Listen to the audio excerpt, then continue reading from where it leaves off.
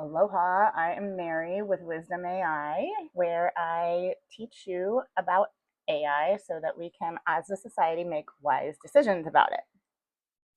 So, I'm going to get into something that's probably a little controversial by the end of the speech, but also fascinating in the beginning of it. Um, so, all my descriptions have timestamps in them. If you just want to cut to the chase on either side, that's fine. So I woke up this morning. I don't know if you can hear it in Kaneohe, Hawaii, where it is pouring rain. I predict snow and an epic blast of it in Alaska in a few days. Um, so being a surfer, the first thing I do in the morning when I'm here is wake up and check the surf report, Surf News Network, every day. It's like the default top line on my Google feed, right? So I decided this morning to do something a little bit different because I live on the east side of Oahu. I surf a lot on Diamond Head, the other side, Waikiki. That's great. I'm a beginner surfer, so I'm kind of maxed out at 2 to 3, especially if I don't know the break. And so we're trying to figure out where to go because it's pouring rain here. We're obviously not surfing here today. So instead of checking Surf News Network the way I do every single morning, I decided to ask Gemini. And I said, okay, have you heard of the Barber's Point surf break on Oahu? Can you describe the surf? At this point, I know AI is amazing, but this is like a local break. And I'm asking it for current conditions. Do you know the workload that has to go in to having it ingest this much data on the daily, not to mention like compute and processing and all that? Like, it's incredible. It's incredible what it is doing. So yeah, Barber's Point, located near the Kaleloa area in the southwest tip of Oahu, is a unique and somewhat raw surf destination. Not a single wave, but rather a stretch of coastline with several different peaks, most well known being the Coast Guard Jetty and the beginner-friendly White Plains Beach. Then it goes on to describe the wave characteristics, the type of break, the point wave, the consistency of the wave, the conditions and skill level required to surf here, um, including breaking it down by the different breaks. There's more than one at this area. The wind, um, typical wind, and then you'll see even like today's wind. Mellow version, it gives me a quick know before you go summary describing it, the best swell, winter, summer, best wind, north, crowd, mellow, compared to like Waikiki where it can be a little bit more, you got to like get in there. And all these breaks, they have like all these characteristics where, if you surf here for long enough, like where people are cool and where you might want to just like, I don't surf North Shore because I'm not good enough. I mean, I do every once in a while on like a really slow day, but I'm not good enough to do it. And I know that. And so I stay out of the way. Or if I go, I stay way out of the way. I don't really catch any waves. I go and just watch people rip and just go one day, it's going to be. So then it goes, would you like me to check the current swell forecast for Barber's Point to see if it's worth heading out today? I was like, sure, Gemini, that would be great. Based on the current conditions for Saturday, January 3rd, Barber's Point is looking fairly quiet. Because the South Shore stays tiny in the winter months, the action today is really coming from a wrapping north energy and a local wind swell. Surf forecast for Barber's Point White Plains. Wave height 1 to 2. Then it explains what Hawaiian 1 to 2 is to me. You need a thigh high because Hawaiians measure waves from the backside, not the front side. So the faces are more than what the surf report says. And it explains that to me. Primary energy from the north-northwest swell, which is it's big on North Shore. That's why we're not going there. I'm not, anyway. To the point of staying out of everybody's way. Light east-southeast wind, which causes it's a great wind condition for the wind the swell comes from this side. It's integrating wind conditions, what the wind speed is, what the swell is, and saying, okay, it's again the face is gonna be good. West side is the place to go today. Summarizes the tides for me, which it does in Surf News Network, but this is like integrating everything for the exact break I want to go to. Coming off a high tide at 4:12, heading toward a very low because full moon today. at 8:42 p.m., mid to late morning, tells me the sweet spot to avoid hitting the reef, because almost everything we surf here is a reef break, and you do, especially on like a full and new moon, you really need to be aware of that. Like, I've had surgery to take urchin spines out of my fingers, which was really uncomfortable for quite a while. The verdict for a short board versus a long board. Quick look next few days. If you're looking for more size, keep a look out for Tuesday. Forecast shows significant increase in the easterly wind swell, potentially reaching shoulder to head high. Would you like me to look up the best time? Gemini, they all do this. They want you to stay engaged, right? So they always end their response with a question, but often they're pretty good questions. So I'm like trying to ignore, the compute aspects in their certain destruction of humanity, and just hope that AI will help us figure that out and soldier on with getting the best information I can. If you're looking for more size, okay, best time for the midday tide today so you can time your session perfectly. Well, yes, Gemini, I absolutely would. Timing is everything at Barber's Point, especially on a smaller day like today. Since your reef there is quite shallow and sharp, you generally want to avoid the dead low tide, especially today on the full moon, to keep your fins and skin safe. Here are the tide times. So it tells me the high plus 2.6, the low 0.0, high tide 414 plus 6.6. Sorry, we're not in Alaska, so these are the tidal switch here is like 3 feet on the biggest. In Alaska, it's like 30. I'll do other speeches on that, I'm sure. Surfing in Alaska can be exciting, and it only happens in certain areas because of the tide. Yeah, if you want me to cover that, the boar tide, we surf that. That's right by where I live in Alaska. Minor afternoon bump, very low evening tide. Sweet spot session times. Best window is now. It's morning, 8 to 10 a.m. Caution window, 10:30 to 1. Low tide hitting, the reef is going to be super exposed. You don't even want to late afternoon, 2:30 to sunset, as the tide begins a minor rise toward the 414 high. The waves should fill back in slightly. Best time for a mellow longboard session as the water deepens just enough to smooth out the ride. Pro tip, since it's a Saturday, parking at White Plains fills up fast. If you're planning on that afternoon session, I'd recommend getting there a bit early to snag a spot. Would you like me to check the wind forecast for the late afternoon to see if it stays clean for a second session? It's raining here in Kaneohe. Is it raining there? While you're dealing with it gives me the weather conditions. Yes, it's pouring in Kaneohe because it pours all winter here on the windward side of Oahu, but over there it is mostly cloudy but dry. West side usually sits in the rain shadow of the Ko'olau, which is, yeah, I guess it is the rain shadow of the Ko'olau. I would think it would be more the rain shadow of the Waialae range over there, so maybe I got that wrong. Mapping issue. But it might be picking, clearly the Ko'olau Mountains, which sit on the east side of Oahu, are wringing the rain clouds dry as it goes over with the adiabatic effect. If you want to learn more about adiabatic effect, you can talk to PhD Mary, the ecologist. Rain, 0% chance of rain, temp around 71, good, but the sky is gray in terms of visibility. And then it warns me that the weather's about to go to a word that I set my YouTube channel to be able to scrub out so I don't accidentally say it to you while I'm speeching you. Since the rain is moving in later, would you like me to check if the lightning risk is high this afternoon? I missed that question. I said, hey, is there anywhere on this island that is sunny with no wind in some ways? Since you're getting rained on in Kaneohe, you'll be happy to know that the leeward west side is currently the best place to be, which I knew, I've lived here long enough. But I was thinking, okay, Barber's Point, because it's much more beginner break, and I'm a beginner.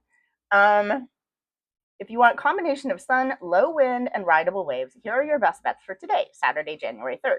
Makaha. Is further west, more in the rain shadow of the Waianae range, not the Ko'olau. But anyway, they're all ringing it out because of the direction it's coming from.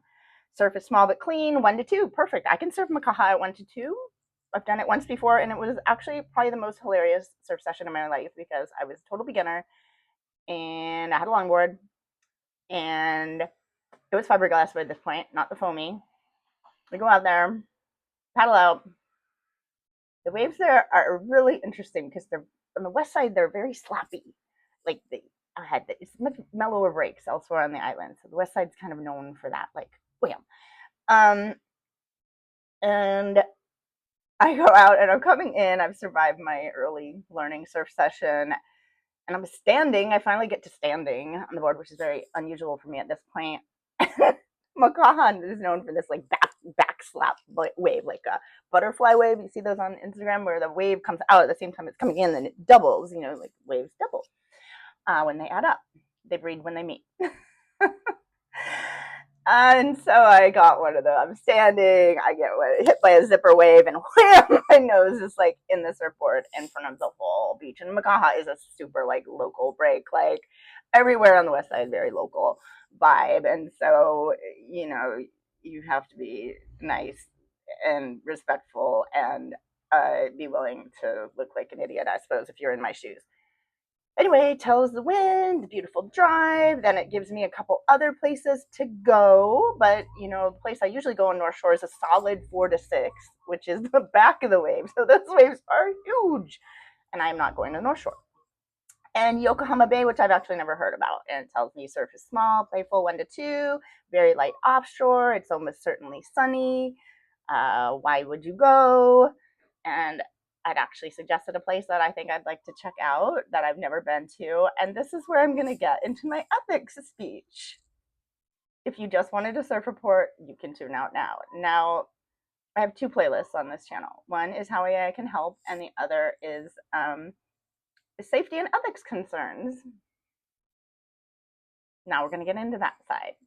You can hit the timestamps or you can sign off now if you just wanted an island surf report. Okay. This is incredibly useful. This is far, far more useful to me than what I do every day, which is go on to Surf News Network and I check where the swells are coming from. I check the, you know, it lists like 5 different breaks around the island. It has video cams, so you can surf cams. You can actually look at what the surf is doing, and but I'm in Hawaii, right? Like I'm not local. I'm like a haole. I'm white. Like I can vibe well here, but like, we just like invaded this island. Literally these islands were taken by force, not by the US government, but by American businessmen. Took over these islands. Nobody knows this in American history, and we should. I don't even know how the Hawaiians tolerate us being on this island, frankly. The fact is, Hawaiians tend to be so nice that, like, they have these rules here for land ownership where there's like Hawaiian homelands that you have to be 50% Hawaiian to buy it.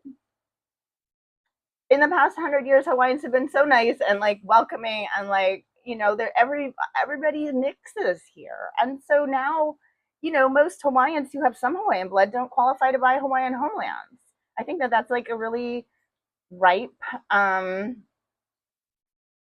place where we could look at legal reform, but I don't know how you do it. How about we just start with like repatriation of the military lands? I'm going to quote Son of Oahu here, where the military owns the best areas on this island by far. Half of Waimanalo Beach, which was the first place that Hawaiians landed, where the Polynesians landed and settled here, nicest beach on this entire island, owned half by the military. Not so much for training, mostly for vacation. Fair? Not fair. Again, I don't understand how Hawaiians tolerate us. And there, you know, can be some, like, you have to be respectful when you're surfing breaks that are especially not, you know, Waikiki. Waikiki was an amazing place before they built a bunch of high rises on it. Look at the old photos. Wow, that was a tangent. The ethics I wanted to talk about were not land development ethics and socio-political, we just bombed Venezuela ethics.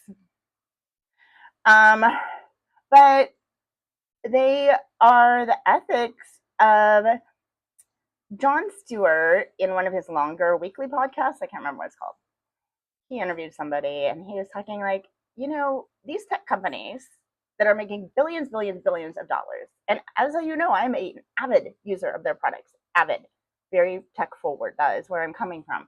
But they have just, quoting Jon Stewart, mined the sum total strip mine the sum total of human intelligence for all the centuries up to this point.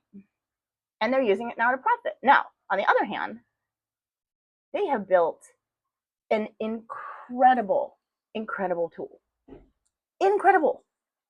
The amount of work as the developer side of me, the amount of work that went into feeding it a daily data, building the data centers to house this so that it can give me the current wave conditions, the current wind conditions, the current tidal conditions, which I can get on Surf News Network, but it's also integrating it. It's integrating it to improve my experience as a surfer. It's absolutely incredible. But now they built the infrastructure using, quoting John Stewart, to strip mining the entire intelligence of humanity and every intelligent artifact we've ever produced to do this. Now they get all the money, and are they going to put Surf News Network out of business? Because am I just going to go to Google every day now? Because it can summarize it by breaks I haven't even heard of. And then another ethics side, surfers are going to hate this. They're going to hate this speech. Hopefully nobody will hear it. Because once every tourist on this island can do this, and now everybody's going to the same break because they know that's where the best is, even though they were generally, I've lived on this island, oh my God. Well, I've spent years and years and years trying to move to this island like a bird called the Kolea. I get stuck having to fly back to Alaska because of divorce reasons. So if you want to weigh in on that, definitely hit me up if you know a good lawyer. I can get out of my property contract with my own marriage. So I have to just visit here, which I'm blessed because my mom lives here and I can afford a car here. So I kind of half live here. My job was here, blah, blah, blah. This is getting long. I'm sure I've lost you by the rambling. I think the ethics around this are, and this is nothing new. People have been yelling and screaming about this, especially with art. Like, I'm an artist. They have ingested art so that they can give me really creative ideas on how to improve my art. And that's how I use it. And I have a separate speech in this playlist that you can find on getting AI to help, where it's a great use. If I'm stuck on a painting, it tells me how to improve it. It's going to improve my experience as a surfer. But what about the people who write Surf News Network, and should they do write it, they do produce it free, they do offer a subscription service, but pretty much you don't really need to sign up for it. So does Gemini sign up for that? Does Google pay them to use their content on the daily? Because that's what it's doing. Does Google pay? And I'm using Google as an example because I use Google all the time. I just use Gemini. It's who I use for AI. They're all about the same, right? They're all kind of, they're different in some ways, but they're using the same workflows and they're ingesting the same data. And mostly they come up with the same outputs. I have a couple speeches where I test them a little bit on this, and you can check those out. They're in my AI safety playlist. So yeah, if you're using somebody's content on the data on the daily, and maybe they have an arrangement with Surf News Network freely available on the web, or are they just scraping it and adjusting it? And if so, should they be paying, and should they be paying kind of a lot? Because A, they have the money, and this becomes an issue of redistribution of wealth to people who are about to be unemployed. And then what do? Because now they can't ingest the data because these people can't make a living anymore because everybody's going to Gemini, not Surf News Network, to get their surf report. I really don't know. I mean, I think these are the issues that we as a society are going to spend the next while here grappling with before we figure out the influence of AI on our job markets and all kinds of other things it's hard to predict right now. So welcome to the age of Aquarius, and mahalo nui loa for listening. If you like my content, please do like, share, and subscribe. If you subscribe, it just means you get notifications when I produce new content, which I try to do on this channel like twice a week. Give me suggestions. I am a nerdy scientist. I have a PhD in ecology. I like to learn stuff. I've trained AI in the workplace for 6 years and taught people about it. Almost 7. Anyway, Thank you for listening. Have a great day.